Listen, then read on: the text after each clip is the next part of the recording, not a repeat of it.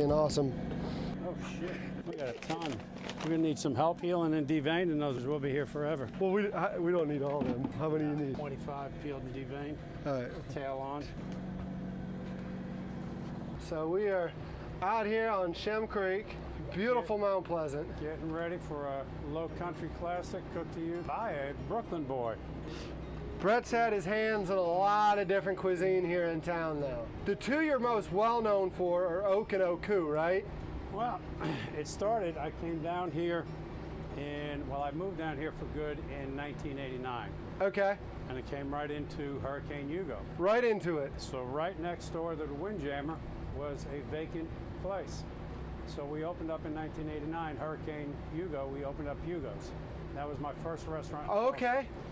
So rather than it being about the devastation of Hugo, it was about bringing the community together. So the whole design, the whole menu, everything was off of people in the community, their ideas, the memorabilia, the car that flew through their house, the driftwood that came through, the front window. So, but it was community driven. And that's really how I've done all of my restaurants. I get the clients involved on what they want, what can I do for them. My background of learning how to cook, I grew up in very ethnic neighborhoods in Brooklyn. Everyone's grandmother lived in the basement, so that's how I learned to cook. I learned to cook Italian from the Italian grandmother, French, German, Polish. I do kosher. I'm the only guy in Charleston that does kosher food, but I was very lucky there. When I came down to Charleston, I had no idea what the hell a grit was, what collards were. What's this over here? You never heard of grits? What any of this southern cuisine. And a lot of people said, Brett, why don't you go to Johnson & Wales and take a course or learn from some other chefs on how to make southern food. And that's not what I wanted to do. So I went into the project and I found some young guys, maybe in their late teens or early 20s, and I hired them. And this is when I was downtown at Union Hall Restaurant. They were hungry, they wanted to work. And they're always asking me, they said, Brett, why the hell did you hire us? I said, easy, I want to get in your grandmother's kitchen. So that's what I did. I waited until a Sunday afternoon, and the collard greens and the grits and every southern thing, the fried green tomatoes, especially red rice. Some of the ingredients that you read in a cookbook, and then some of these old school Gullah people that I learned how to cook red rice from. Ketchup, big ingredient. Everyone will teach you about tomato paste. No one teaches you about the ketchup, main thing. And what we're going to learn today is we're going to learn one interpretation of a shrimp and grits dish. I'll tell you ingredients, I'm not going to tell you an amount because everything is up to your interpretation. So we'll just mess around. I'll tell you, maybe a couple of handfuls of this and a pinch of this. And that's about as scientific as we're going to get. All right, shrimp and grits. What we're making first is we're making the tricolored pepper, mushroom, andouille sausage gravy that I'm going to put over the creamy grits with cheddar, and then on top we'll put the sauteed shrimp. I don't put the shrimp in with the sauce because shrimp I think should just be butter, salt, pepper, and garlic, and throw it right on top of that delicious stuff we're making. Here, these are just button mushrooms, not something you're going to find in the usual shrimp and grits recipe. There's a style of cuisine in Italy called Hunter style, which is, it combines a seafood stock, a chicken, and a veal stock.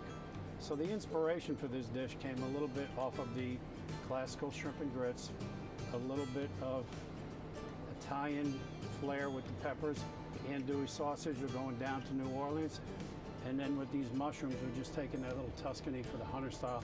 I like the meatiness of the mushrooms, so since we're going with andouille sausage, we're going to go with some meaty mushrooms. It doesn't suck. So we're just giving those a rough cut. It's going right in here. When I'm cutting peppers, I don't use this pulp size here because that's a little slippery and it could cause the knife to do that. And in that case, you cut the tip of your finger off. So what I'm going to do is come here and then you carefully get a fine dice on there. Now make sure you don't look at me. Don't take your eyes off of that while you're cutting. You might lose a finger. You might want to practice this for about 50 years before you do that, otherwise you will lose a finger. Now again, this is just a fine dice. What I'm going here, I'm going to go yellow and red peppers, a little bit of onion, and some celery to go with those mushrooms. And I'll show you, just keep watching, keep learning, we'll do some good stuff. Rough cut dice, it doesn't make a difference. What makes a difference is how it tastes at the end for you, for your guests, and for whoever's eating it. Food is something that should be shared, be delicious, tell stories, have fun, don't sweat. You might see a little sweat today because we're out here in 100 freaking degrees on a boat, but usually I'm cool as a cucumber right here. Now that'd be pretty funny if we chop a finger off in there and we throw it in the sauce and we have cannibalism on the sea. I'm sure that wouldn't be the first time we had cannibalism at sea. So This close to the dock, maybe, though. well, no, not this close to the dock, but let's say a few miles out, and you only got resources for 4 people. It's 5 on the boat. Someone's going to look like the hamburger and the hot dog from Bugs Bunny and Elmer Fudd days. This is just a Vidalia onion for the cut. Watch how we cut it here. You're just going to come even lines down. Then you're going to cross cut. Now you're going to make sure not to put your hand here and come all the way through, because that will cut through your hand. And then this should be all, because of those cuts, these are all nice even dices. So you can see for your amount, we've really got kind of equal parts: mushrooms, peppers, onions. I'm going to put a lot of celery in here just because that French classical training makes you put that mirepoix, celery, onions, and carrots and everything, but we're going to omit the carrots.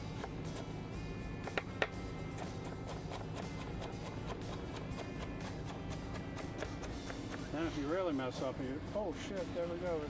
Something came off there. What's up, guys?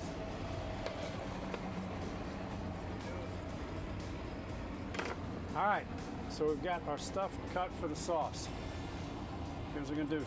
We're gonna make a little roux. The roux consists of equal parts butter and flour. Some other things that I'm gonna put in here. I've got some fresh thyme. As to why I have fresh thyme and why I put it in my shrimp and grits, because I like it and because I can. You don't have to, but I'm gonna tell you it tastes a hell of a lot better. Thyme is one of those underrated herbs. Everyone's usually using basil or rosemary. Thyme, especially for the summertime, is absolutely delicious. So we'll go there. All this stuff I usually wouldn't put at the same time, but cooking on a boat, you just gotta make some new rules. The parsley I'm gonna put on at the end as a finish. What parsley does, especially with a seafood dish, just gives it a clean flavor. Now we're gonna take the cutting board, this pot. We're going back in this galley kitchen here. And if this isn't damn 4 seasons on water, I don't know what is. Don't trip and bust your ass going back there. It's real tight quarters, Chef. Especially for my big, broad shoulders. It's like my old girlfriend's going good and tight. Now, like I said, we're never going to sweat. Something about the ocean makes me sweat. Just talking about that good and tight. All right, this pot here is going to be for the shrimp and grits sauce. This pot here is going to be for the grits. You can read 10 different recipes on how to make grits. Some will tell you to start with water. Then they'll say if you want a little bit more flavor, you can use chicken stock. Some will say you can use milk. Some will say you can use cream. I personally like to use milk and butter. Now, measurements. You see how careful I'm measuring here? I just kind of ballpark it.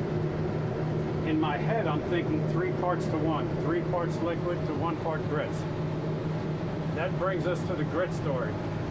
You'll have chefs in Charleston that will fight about what's the best grit to get. Do I need stone ground grits? Do I need Anson Mills grits? Do I need Quaker instant grits? Here's my philosophy on that. What do you like? I've got grits in here. I won't tell you what kind, so I've got milk in here and I've got grits in here. You saw how much I put in, and then we're gonna go kind of eyeball it. When it looks like a C or a D cup in the middle, that's when my mind is saying, okay, I like a C cup, that looks good. Things that are always going in my shrimp and grits: salt, pepper, and garlic. I use 50% salt, 25% black pepper that's coarse ground, and a little bit of granulated garlic, 25%. Careful measurement. Looks like, you guys say when? I'll try and get some in there too. This is called seasoning your surface. He's talking about seasoning the surface right there, he said. See, I was seasoning, multitasking here, getting this one. Oh, there we go, I got it. And then in case I was going to saute them on here, I've seasoned that pan.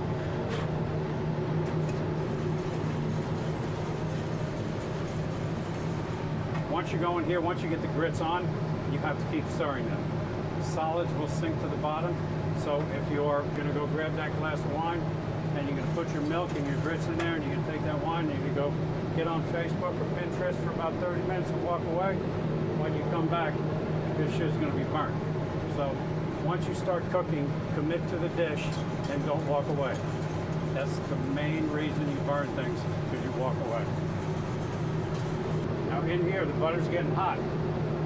What do we talk about? We talked about yellow pepper, red pepper, onion, fresh thyme, celery. Right in the pot. Just because I like it, we're going to go with a little bit of chopped garlic in oil. A little bit.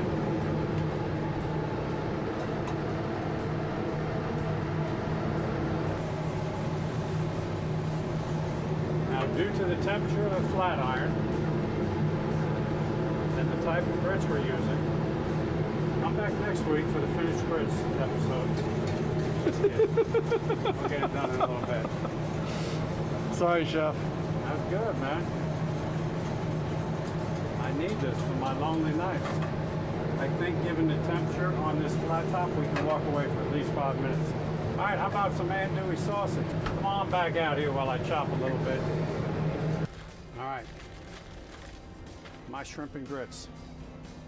A lot of people shrimp and grits.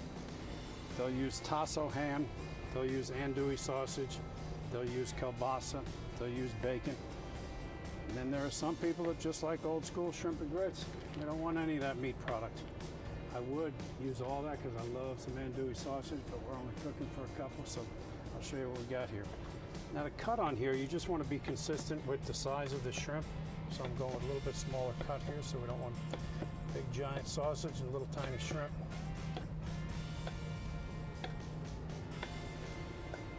Come right back into this pot that should be going nice and strong by now. Andouille sausage right in the pot. You know what else is good about all those ingredients? It's nice and colorful. You have a lot of senses. Your first sense is your vision. When you come over to this finished dish, you're going to see nothing but a lot of color on the plate. That's going to say, wow, the plate's got to look beautiful.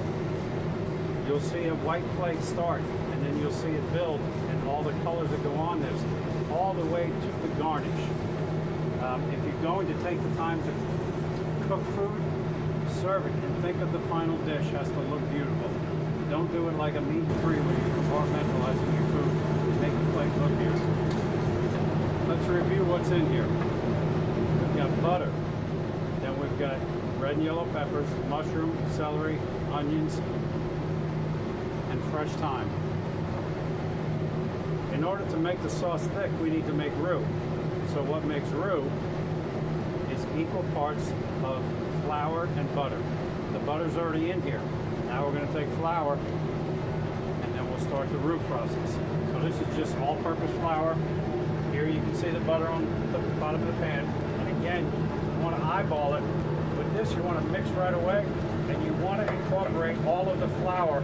Don't leave what we call roux balls in there, because it's just going to mess up the sauce.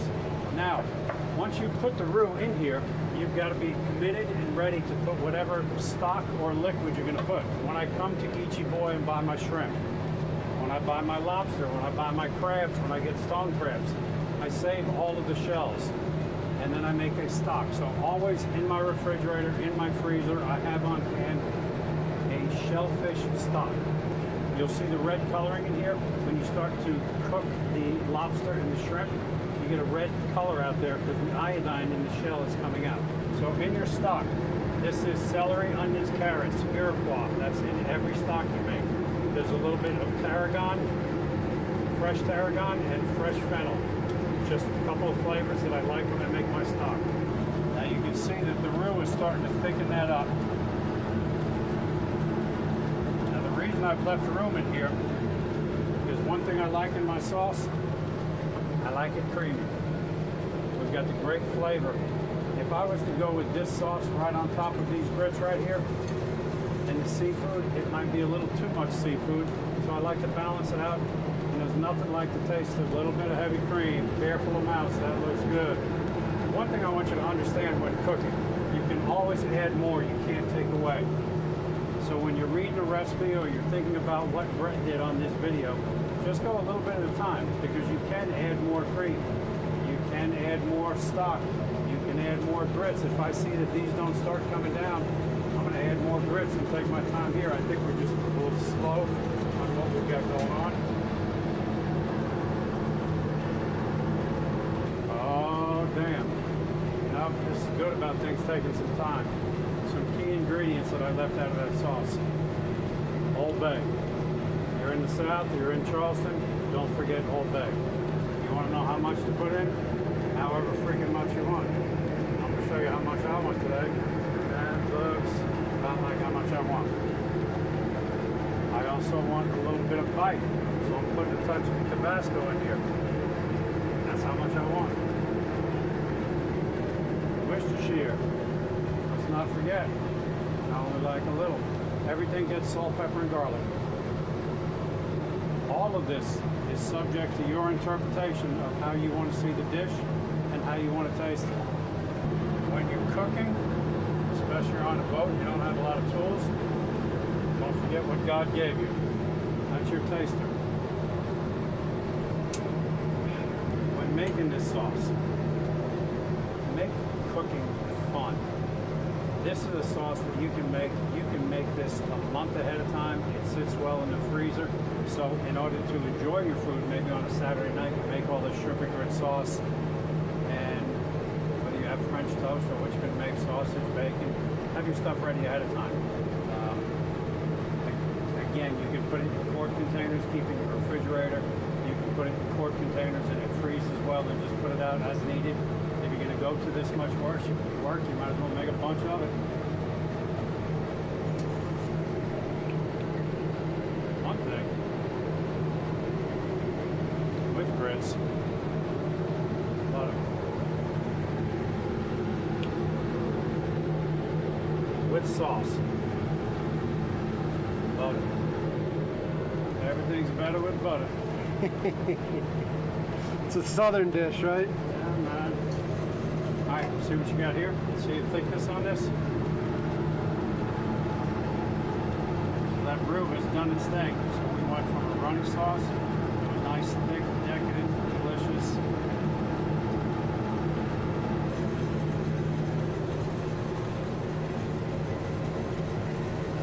Yeah, so I've got at the house in the garage, it's got a flat top and 2 burners. I've got at the house. That's all you need. Yeah, and then it's got a convection down below. My kitchen at Oak is 25 feet long by 8 feet wide. We did 500 a night out there. Really, I think kitchens should be helicopter. Yeah. 10 to 12 feet max, everything in your space, just pick and roll. It was funny when I had Brett's restaurant. I would always say, where the fuck are my tongs with my fucking knife? And finally, my chef next to me, Scott, he said, hey, you haven't moved. Just extend your arms and do the helicopter, and your shit is right there because you haven't moved. I went around, there's my fucking tongs, there's my fucking knife. I said, all right. So even when I help builders design kitchens, a lot of architects will design kitchens out of form and not function. So my job is to come behind the architect and say, okay, the form looks good. Now, is it function? Does it have a flow? If you're getting older and you're designing a kitchen, do you want to bend down to get everything, or do you want everything at your pans up top where it's level? Me being 2 things, old and with a bad back, I like my stuff where I can reach it. I don't like to bend down. Holy monkey's ass, I think we're getting grits going on. We're getting grits, huh? Yeah.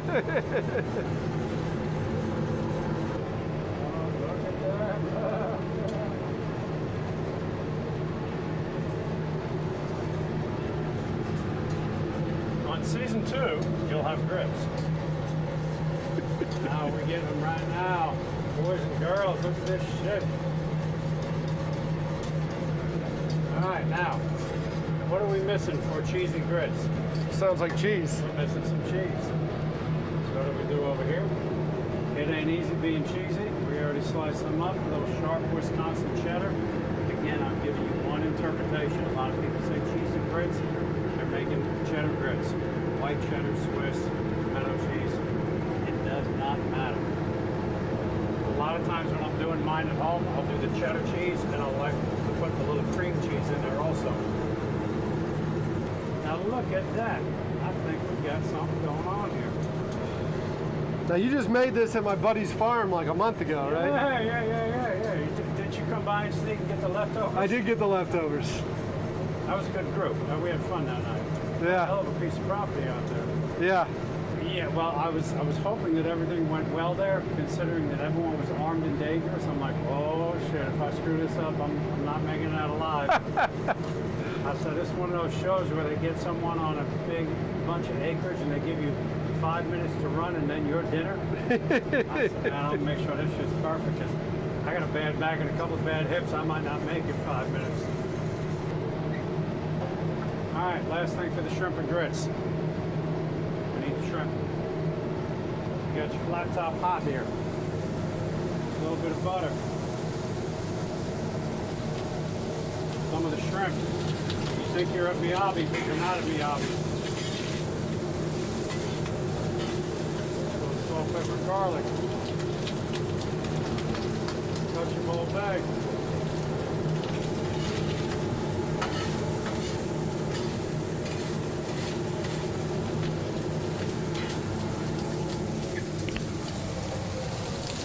With a little tiny bit of that stock I was telling you about.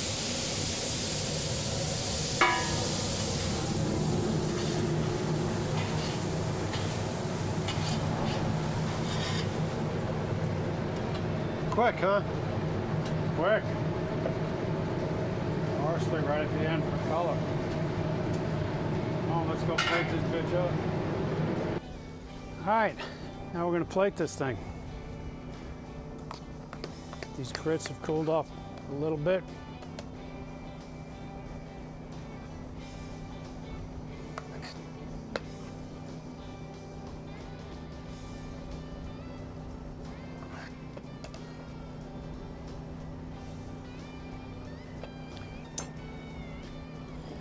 Coming right here. So this is your andouille tricolored pepper and mushroom gravy. Come right in the middle here.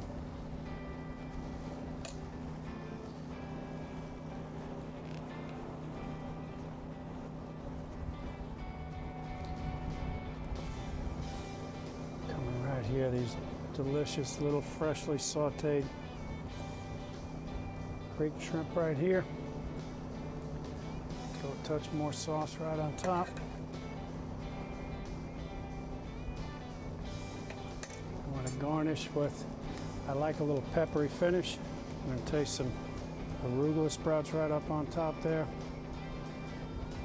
Bam, there you go.